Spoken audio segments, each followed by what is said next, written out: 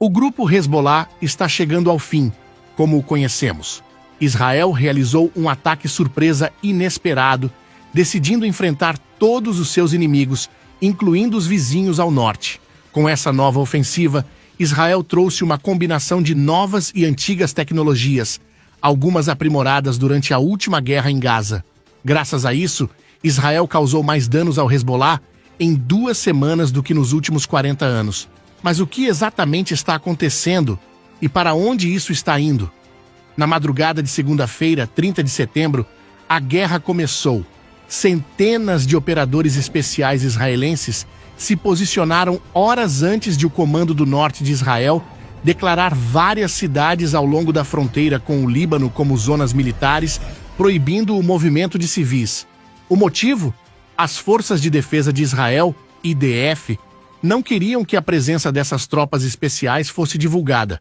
As operações envolveram a Unidade OS, conhecida por sua especialização em táticas de guerrilha, criada durante a ocupação israelense no Líbano.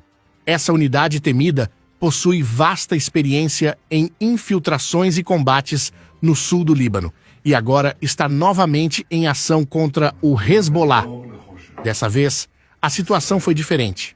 Assim como o Hamas, o Hezbollah construiu uma extensa rede de túneis no sul do Líbano e norte de Israel, usados para mover combatentes, transportar armas e oferecer proteção durante os ataques aéreos israelenses DOT. No dia 30 de setembro, soldados da unidade israelense, US entraram secretamente em algumas dessas entradas de túneis do lado israelense da fronteira. Antes disso, utilizaram uma tecnologia especial, um robô inovador chamado enguia. Ao contrário das enguias comuns, esse robô foi projetado para explorar túneis. Embora a ideia original fosse usá-lo para explorar planetas desconhecidos, Israel percebeu seu grande potencial militar.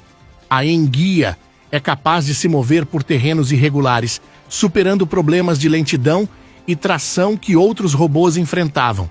Ela carrega sensores avançados e foi utilizada para explorar os túneis antes da entrada dos soldados, oferecendo uma vantagem estratégica essencial nessa operação.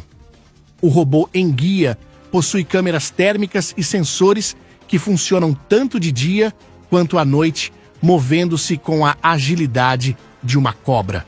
Enquanto as tropas da unidade OS avançavam para o sul do Líbano, as enguias os ajudaram a navegar pelos túneis, alcançando o outro lado sem resistência.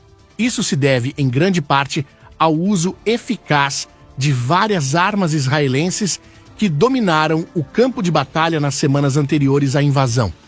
Israel utilizou diversas táticas e armamentos que prepararam o terreno para esse ataque terrestre.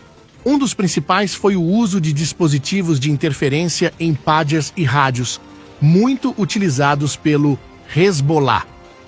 Em setembro, o grupo foi pego de surpresa quando agentes israelenses sabotaram esses equipamentos, que o Hezbollah acreditava estar seguro de qualquer espionagem. Enquanto a mídia destacou as vítimas civis desses ataques, pouco se mencionou que o próprio Hezbollah admitiu a perda de mais de 1.500 combatentes, muitos deles cegos ou mutilados pelos dispositivos armadilhados DOT. Entre os combatentes perdidos, muitos eram comandantes, o que prejudicou significativamente a capacidade de comunicação do grupo.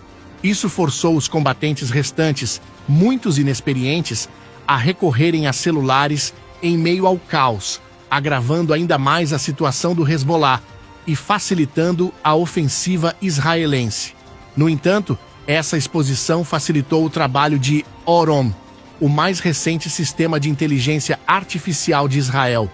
Com uma vasta gama de sensores integrados, Oron foi amplamente utilizado em Gaza e agora está sendo empregado no Líbano.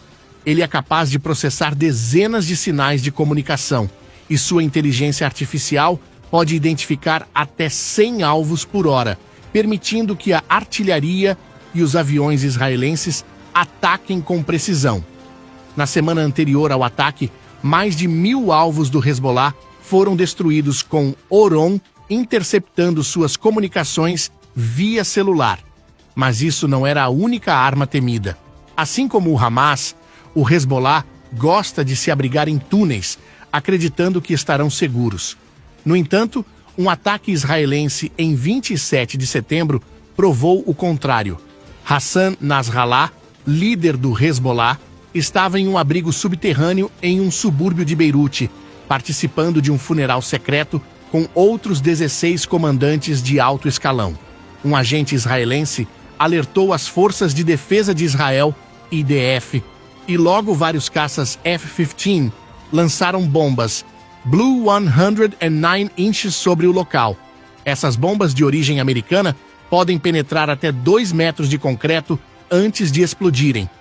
No ataque, as Forças de Defesa de Israel lançaram 85 bombas de perfuração de bunkers, criando uma enorme cratera de 50 por 98 metros no local onde Nasrallah estava. O poder aéreo de Israel tem sido tão impressionante que há temores de que o Irã perderá o Hezbollah antes mesmo de ter a chance de reagir. Por isso, em 1º de outubro, o Irã lançou pelo menos 180 mísseis balísticos contra Israel, a maioria direcionada a bases aéreas israelenses. No entanto, o ataque iraniano foi, em grande parte, frustrado pelos sistemas de defesa aérea de Israel, como o Domo de Ferro, o Fundação de David e o sistema Flecha. Esses sistemas conseguiram interceptar a maioria dos mísseis, resultando em poucos danos e sem interromper as operações militares israelenses no Líbano, que pareciam apenas começar a se intensificar. Embora Israel tenha inicialmente declarado que a incursão terrestre seria limitada, fotos e vídeos indicam o contrário. Imagens mostram pelo menos 4 divisões de infantaria, brigadas blindadas, uma brigada de paraquedistas e várias unidades de forças especiais israelenses já em ação. Estima-se que entre 50 mil e 100 mil soldados das Forças de Defesa de Israel estejam neste momento no Líbano ou próximos à fronteira. O impacto dessa presença foi tão grande que, no início, o Hezbollah ficou atordoado, com algumas unidades israelenses relatando que conseguiram cruzar a fronteira sem enfrentar qualquer resistência significativa. No entanto, durante a noite, o Hezbollah parece ter se recuperado do choque inicial e começou a reagir, causando as primeiras baixas confirmadas entre as forças israelenses.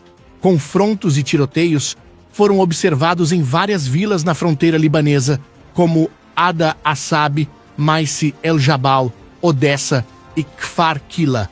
Esses confrontos são significativos, pois ocorrem em meio à lentidão do avanço israelense, apesar da imensa superioridade em poder de fogo e número de tropas. Apesar da força esmagadora, muitos se questionam por que as tropas israelenses ainda não se aproximaram de Beirute, especialmente com o comando do Hezbollah amplamente destruído pelos ataques aéreos. Essa cautela pode ser devido ao medo de ataque surpresa a partir da extensa rede de túneis subterrâneos do Hezbollah, incluindo um túnel principal de 28 metros de largura, projetado para mover grandes grupos de combatentes. Esses túneis representam uma ameaça invisível, fazendo com que as tropas israelenses avancem com cuidado. As tropas israelenses frequentemente se deparam com emboscadas em túneis que acreditavam ter limpo ou em túneis que acabaram não detectando. Ao contrário de Gaza, que tem aproximadamente o dobro do tamanho de Washington, D.C., os soldados que lutam no sul do Líbano enfrentam uma área muito maior. O sul do Líbano cobre cerca de 767 mil metros quadrados, quase metade do tamanho de Rhode Island, o que torna o terreno muito mais extenso e desafiador para as forças israelenses. Essa vastidão aumenta o risco de serem atacadas pelas costas ou ficarem isoladas durante avanços rápidos. Por isso, na próxima fase das operações, as tropas israelenses provavelmente dependerão de tratores blindados Caterpillar D9 para fazer grande parte do trabalho pesado. O D9, uma das armas mais simples, mas eficazes de Israel, pesa quase 60 toneladas quando equipado com blindagem. Com a capacidade de mover mais de 40 mil libras de terra em uma única passagem, ele é capaz de